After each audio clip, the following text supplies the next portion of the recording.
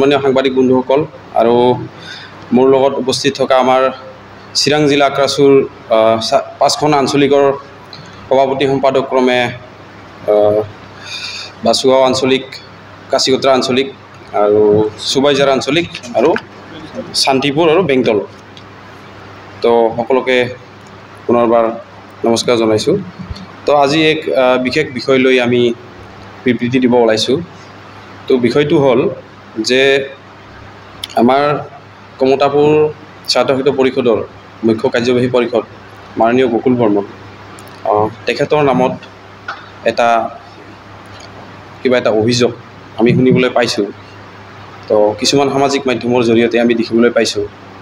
তো আমি তেখেতৰ নিজৰ জিলাৰ বা যিখন আঞ্চলিকৰ পৰা তেওঁ আজি প্ৰতিনিধিত্ব কৰি ইমান দূৰলৈকে গৈ পাল। তো আমি সেই একেখন আঞ্চলিকৰ পৰাই প্ৰতিনিধিত্ব কৰা।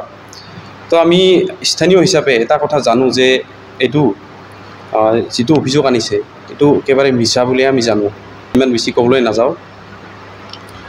তো পৰিতাপৰ বিষয়ে যে যিসকলে এনেকুৱা প্ৰস্তাৱ আনিছে তেওঁলোকে যদি প্ৰমাণ আছে কিবা তেনেহ'লে দেখাই দিয়ক, এইটো আমি নকওঁ একো।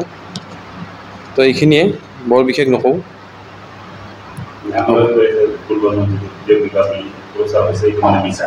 এইটোতো আমি মিছা বুলি জানো, এইটো একেবাৰে মিছা কথা। কোনো তেখেতৰ নামত আমি জনাত কোনো থানাত এনেকুৱা কেছ নাই তেখেতৰ নামত।